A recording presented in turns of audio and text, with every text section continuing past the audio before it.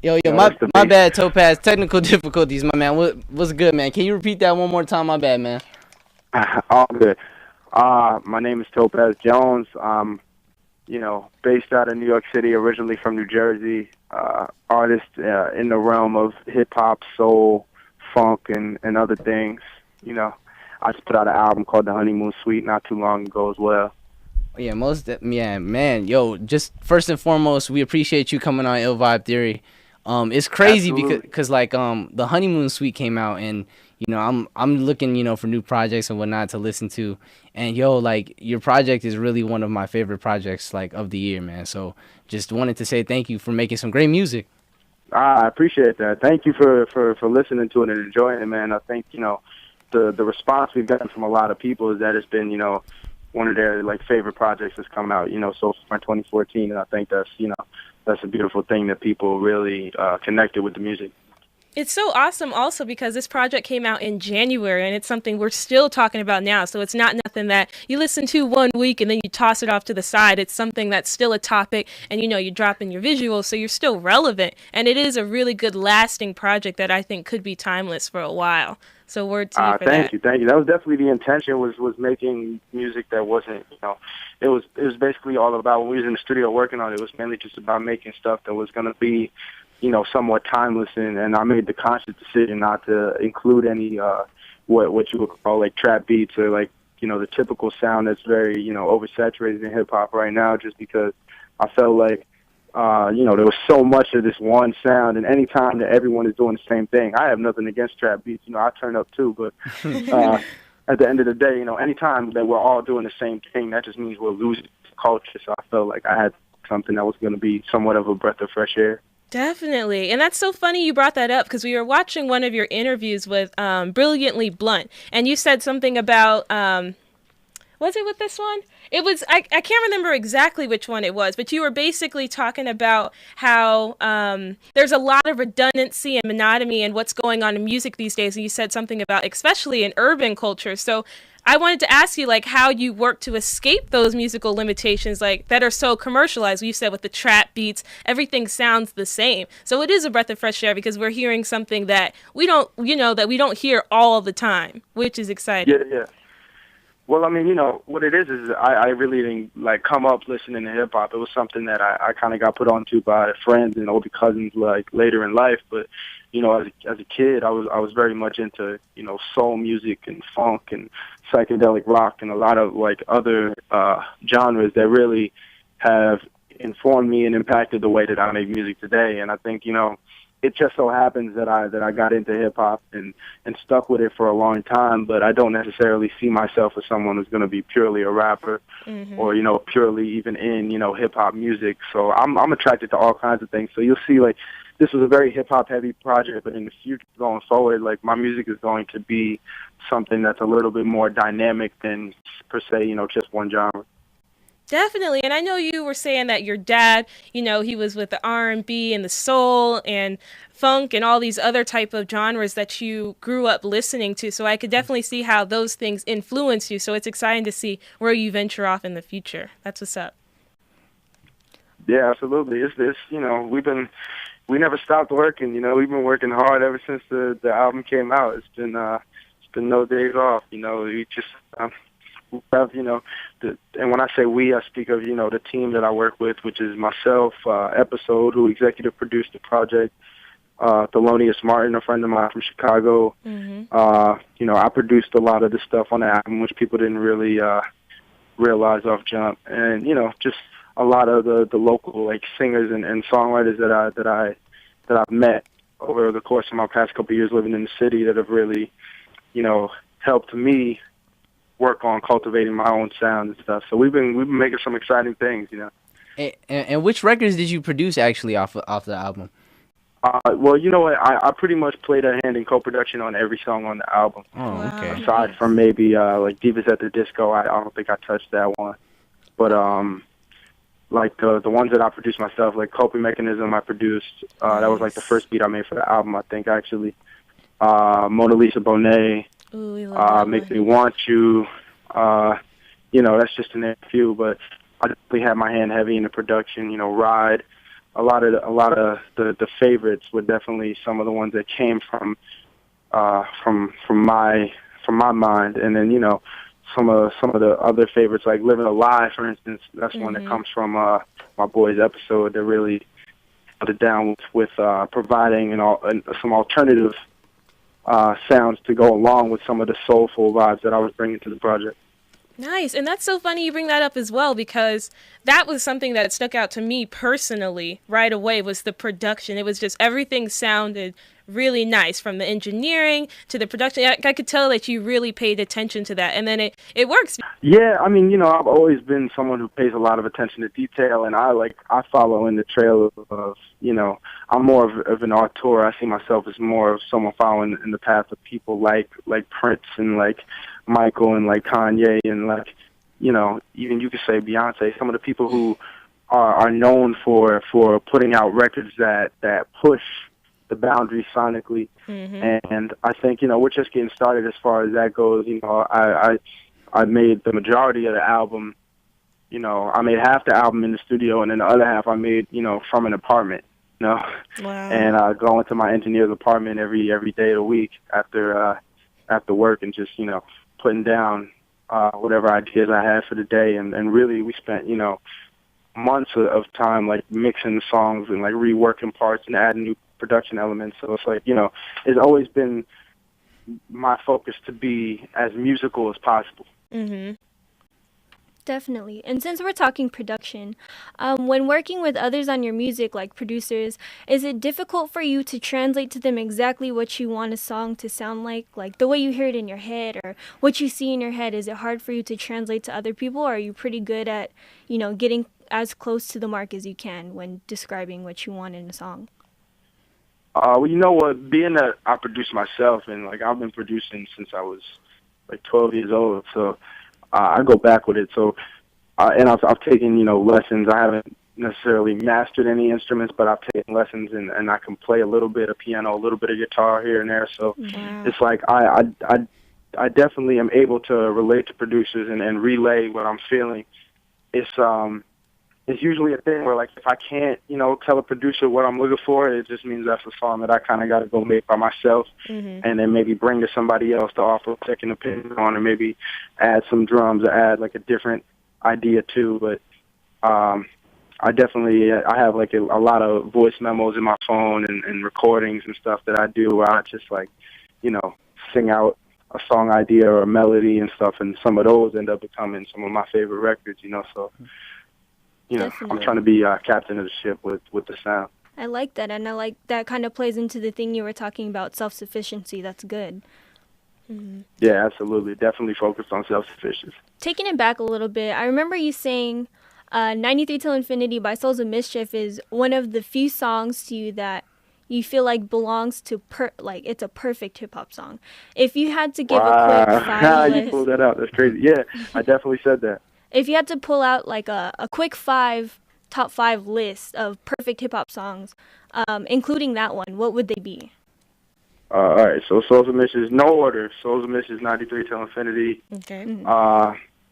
Let's see. Miss Jackson by Outkast. Nice. Yes. The World Is Yours by Nas. Let's see. It gets kind of hard, doesn't it? Trying to narrow down. On the spot. It's all right, though. Trying to think. I'm trying to think of some that people might normally think of, But what's it called? Bonita Applebum. That's a great one. Yes. I saw them. I saw Tribe do their last show. Oh, you're lucky. So lucky. Last show in their career, opening for the Yeezus tour. Man, how was that? Now you can't even skip past that. How was that? We were so jealous of everyone that went. Oh, it was amazing. It's like just to see them. A lot of like when I first started getting put on hip hop, and people were like, you need to listen to some '90s hip hop. You need to like not just hear what you're listening to right now, but like actually look into some of the history of it since you're starting to check this out. And I was like, yeah, absolutely. So I remember I had a history teacher in middle school and junior high named Mr. Jackson. And Mr. Jackson, every Friday, he would have Tribe Called Quest playing in the classroom before class would start. He was the coolest teacher. Oh, and I remember he used to play, and I'd be like, "Oh, what song is this? Oh, this is Can I Kick It? Oh, this is Benita Applebaum. This is Find a Way." And That's that was awesome. how I got introduced to a lot of that. I love it. That's awesome. So you got one more track left in your little list. Oh, I thought y'all was going to forget. Nope, sure didn't. Damn. Let's see. Sheesh. So what do we got so far? We got Souls of Mischief. We got Tribe. I'm looking We got Outkast. Nas. We got Nas. Nas. One more. through. I'm trying to also represent all my favorites too, but I guess I should just. Whatever you like. You can even, Yeah, you know what? whatever If you you want to like. throw it out, go ahead. Even if it's not hip hop.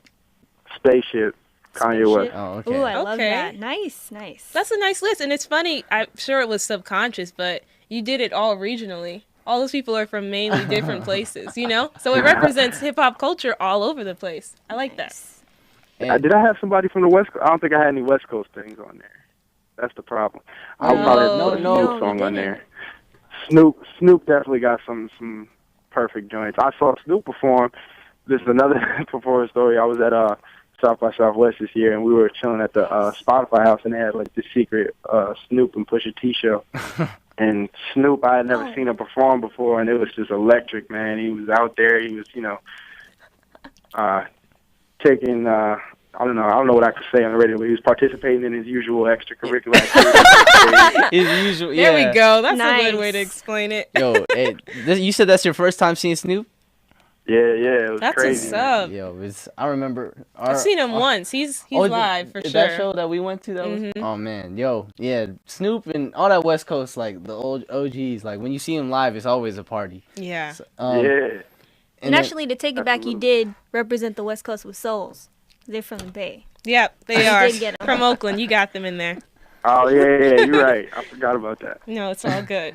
Oh That makes man, like I said, like I really got put onto your project, man, and I remember first checking out I think it was the gasping for breath video. I'm not sure if it was that or coping mechanism first, but I saw one of your videos on Ill Roots and I went crazy because like I really love music videos and like the creative aspect to it. It And, was so yeah, creative. Me too, man. Yeah, yo, I I'm- also love music videos. yeah, I'm glad you like really took the time to like putting that together. So I wanted to ask you like can you tell us a little bit about the creative process you have when it comes down to visually putting together something that matches what you want to give out with your records.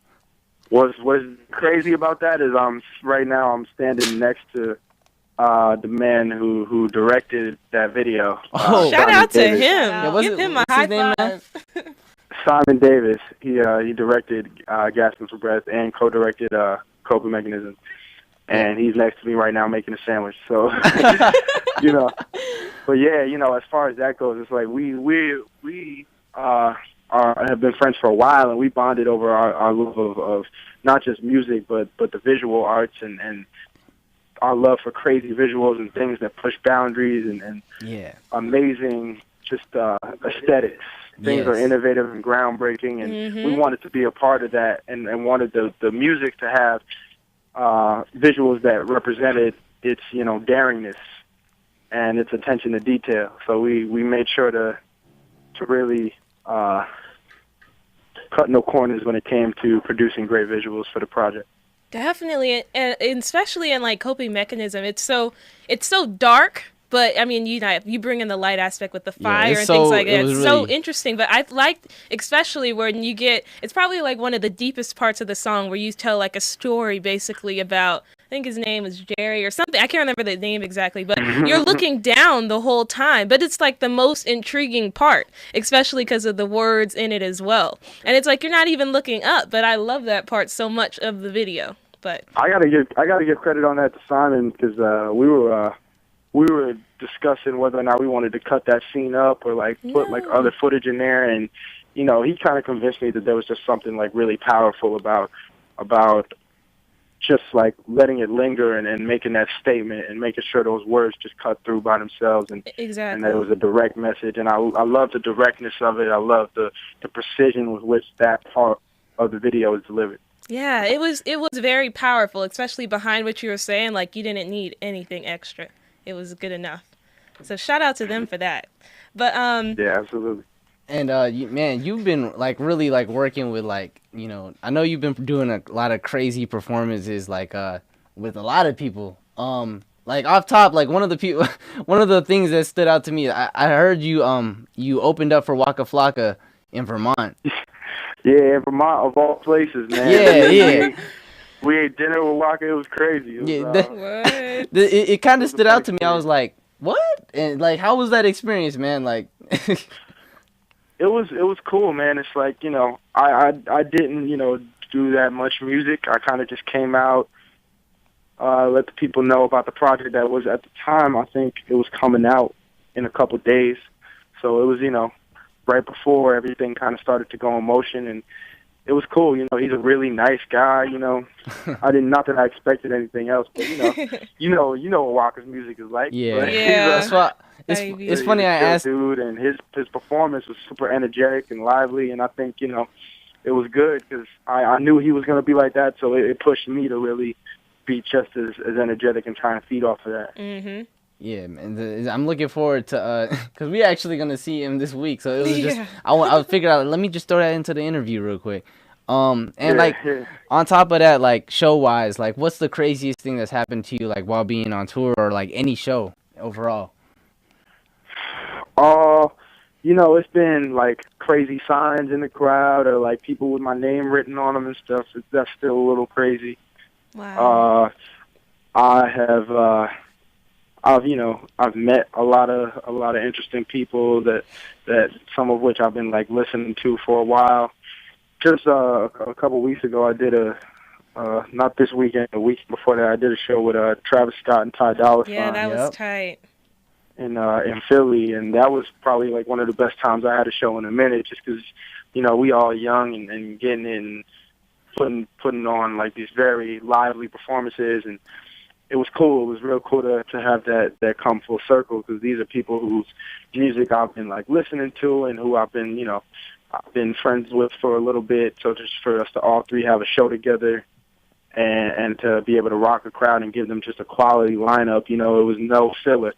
And it just felt like a real nice community of like all young people who all were representative of this generation and really down with the movement. Definitely. Okay. You should see us in here. We're all like jumping around like it's my turn. I want to go now. I want to say this real quick. Like, so sorry if it seems really scattered. It's really easy to talk to you, which we really appreciate. And Yeah. in one of your past interviews with like I was saying with Brilliantly Blunt, you mentioned that you wanted to be very liberated artistically and how you don't want to be married to one sound. And you did mention that a little bit, saying that you didn't want to just necessarily be a rapper your whole career. So with that, where do you see yourself venturing off into musically? I think I kind of want to keep that somewhat of a surprise. Uh, I knew he you was know, gonna say that. I was gonna try. I just tried I just have because. I have like I've always been a big fan of funk music, Hmm. a big fan of soul music, a big fan of rock and roll, and I think the music and the sound that I'm heading towards is like an amalgamation of all those things. Hmm. So for me, it's just about like I don't even really necessarily know where I'm gonna land. I just know that I'm slowly drawing from broader and more varying influences, and that it's resulting in this like hodgepodge that's going to eventually be, the sound of the new record, and who knows what it's going to be the next record. I intentionally made the Honeymoon Suite as diverse as possible from a hip hop standpoint, making it just like super diverse, like having beats from like all different types of sounds, and some that remind you of like Rockefeller era, some that remind you of like 80s synth pop, some that might remind you of classic '90s stuff, and some that just haven't been heard before, and that's a conscious effort, because I know that I'm the type of artist where every album is going to sound completely different. The Yeah. stuff that I'm working on for the next project is like night and day, and that's a risk, but at the same time, it carries a heavy reward, because if people are able to follow me through my growth and follow with the progression of everything, they're going to be along for a very special ride, I believe. Yeah, and you're obviously like heavily inspired by the golden era of hip hop, and your music is very sample based, but you don't try to recreate the past, and it does sound like something new and like you're saying, a breath of fresh air, because it's taking a spin on, the roots of hip hop, but putting it in modern. Does that make sense? Yeah, that makes sense. Okay. All right, so we've been talking about, your music and your going on tour and all this kind of stuff. So we noticed that most of your interviews, not many people really ask you, like, about your personal interests and your hobbies. Like, aside from creating music, what do you like to do on your free time? What do you enjoy doing? Well, I actually, after this interview, I'm about to meet up with a couple of homies of mine. One of them who's a producer I work with, and a couple other associates of mine that make music. So I'm definitely into like sports here and there. I love watching sports. I love Game of Thrones. Hey. That's just fresh on my mind because it was on last night, and it was probably the craziest episode I've seen. I heard. Like I'm trying to I'm like in season 2 right now, trying to catch up. But I'm trying not to spoil you gotta it. Catch up, but, bro. yeah, bro. I heard some like crazy stuff, but I'm not like I try not to spoil myself. You know what I'm saying? Yeah, don't listen to him. Don't listen to him. Oh man, like aside from just that too. We're gonna go into this segment real quick. We go into the interviews just real quick. It's called the Ill Vibe Input segment. So basically, we're just gonna ask you, a couple of quick questions, fill in the blank, answer real quick type of situation. Got you. All right. Put me on the spot again. Well, we do best. Right. So the best thing about being from New Jersey is The bagels. That's bagels? a terrible answer. There's a lot of great things, but like you go other places, like I don't know what the bagels are like in Las Vegas, so I'm not going to speak on that. But we are known for that. Also,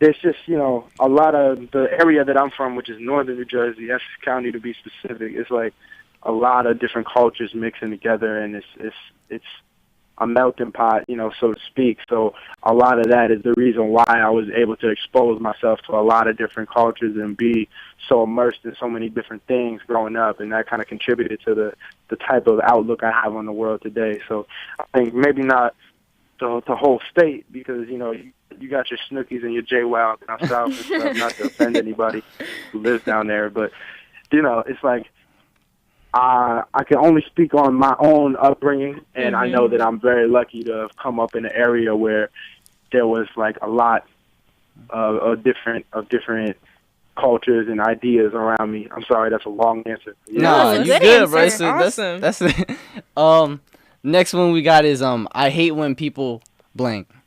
Oh man, I hate when people, just approach me professionally about music.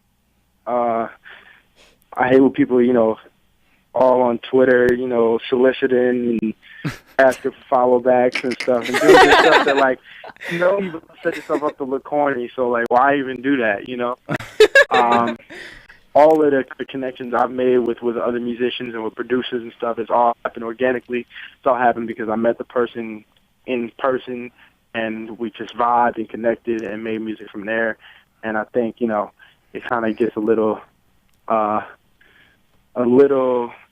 discouraging when people don't consider how others are going to perceive them when they approach you about music. Anyway. No, yeah, I could imagine that being annoying, for sure. And then the biggest misconception in hip hop is? The biggest misconception in hip hop. Oh, there's so many. I think, aside from like all of the Bill O'Reilly speeches and things of that nature, I think there's a misconception that hip hop in some way is all about one thing. There's people trying to define hip hop and say like, oh, hip hop is, it's money, cash, hoes, or it's about like uplifting and educating. You don't necessarily have to be KRS-One or Young Thug. I think there's like a middle ground, and there's like I think there's this misconception that hip hop needs to go back to its essence and become more like it was in the 90s, and I don't think that's necessarily where it needs to go at all. I think it just only needs to continue to grow. If you look at any like great genre of music, like if you look at rock and roll, for example, which is like the last time we've seen this hip hop is the new rock and roll. Yeah. Yep. There had to be that moment where you started to create subgenres and people started to make, punk rock, and folk rock, indie rock, and metal. And there's divisions, and why would it not make sense that hip hop being as popular as it's been and as mainstream as it's been for the past decade and a half, that, it would eventually become, something that's not just one sound. So if you look at somebody like Waka Flocka, or like a Young Thug, or Rich Homie Quan, some of that stuff I consider, like punk rap, or maybe, something that's its own subgenre that needs to be respected and listened to in contrast and by comparison to other songs that are of that same sound and culture. Different cultures within hip hop as a umbrella. Definitely. That's so true. It's good that you look at it like that. And that kind of goes into the next thing I was going to ask you. When people say hip hop is dead. When people say hip hop is dead, I mean, I don't know. I think, you hear hip hop on the radio, don't you? Do you you must not have an iPod. I don't know. I think, music never dies. It lasts forever, and great music is timeless. So I think we shouldn't be focused on what genre is dying. We should just be focused on making great music regardless of what genre it is. Mm-hmm. Great answer. If we were all more focused on making great songs and not restoring hip-hop, maybe we'd have better music. Yeah. I like that. And just the last one I wanted to ask, when I make it, fill in the blank, but not just answering fill in the blank. What is your definition of making it? What does making it mean to you? When I make it, I'm gonna buy the craziest car. I'm gonna buy a Ferrari. I think, for me, making it is not a single moment. I think I'm not focused on any amount of money, any record deal, any, qualifier of my existence in music. It's more about building a legacy. And I think it's the kind of thing, if I can look back on this conversation 20 years from now and say wow, I've had people rocking with me for 20 years. Nas just celebrated 20 years of Illmatic. Yeah. And I watched his set, his Coachella set last night, and I think it's just for anyone. You look at Hov, you look at Snoop, some of the people, Kanye, people who have developed this legacy, and even outside of hip hop, you look at somebody like a Michael Jackson whose music will live forever, and people will always talk about Smooth Criminal or Billie Jean. If I can build that type of legacy where people will forever remember the impact I had on music and the sound that I brought and the way the music made them feel, then I consider that, making it. That means I made it, meaning I made my mark, on history. Definitely. That's That was a the wonderful perfect answer, man. Perfect answer. That's awesome. All right, so that was most of our questions. I wanted to, is there anything else that you wanted to add? It's been really good. I'm so thrilled that you... Just, be on the lookout. There's new music coming soon. There's shows being constantly updated. I'll be, updating everyone, but topazjones.com is my website. At Facebook, Twitter, Instagram, it's all, Topaz Jones, Topaz, the rest. It's just definitely keep an eye out. I'm not going to be gone for too long, and I've been a little quiet, but it's just because I'm trying to figure out the best way to reinvent myself. The music speaks loud enough. You can be quiet because definitely we're still playing We're still playing with the first project, man. So that's beautiful. Yeah, we're looking forward to whatever you have to put out, seriously. And we just want to, like I said, we appreciate you giving us some good music to listen to, and we'll make sure, push our following on and put on, on our side of town, Topaz Jones. You know what I'm saying? So. For I appreciate that. And hopefully you have a show out in Vegas one day. We'll be up in the front there. row and everything. I've been meaning to make it out there. I have some friends in Vegas. Very nice. Oh, you say you have some friends out here, man? Yeah, don't ask me what neighborhood. I don't really know. I'm not. No, that's crazy though. It's just it's crazy to see the different. We've done, so many different interviews with people from all over, the country, and it's always nice to see the different insight of where people come from, So, yeah. Definitely. Yeah. So we got 2 of your tracks that you sent us in, but I guess we should let him pick, right? Yeah. Which one we were trying to one you wanna debate. enter- What do you I want don't know to introduce? what did they send in. Living a lie or coping mechanism, man? What you want the people to hear? I don't know. We love them all. I love them all. You know, I would say "Living a Lie" is more, you know, is one of my favorites just because the song features this guy Chad Valley, who's a very talented singer and producer, and it's just, you know, it kind of shows some of my growth as an artist as well too, and being able to talk about different things. Definitely. So we're gonna go ahead and have you introduce that. This is "Living a Lie," produced by myself, an episode off of the Honeymoon Suite, and I am Topaz Jones.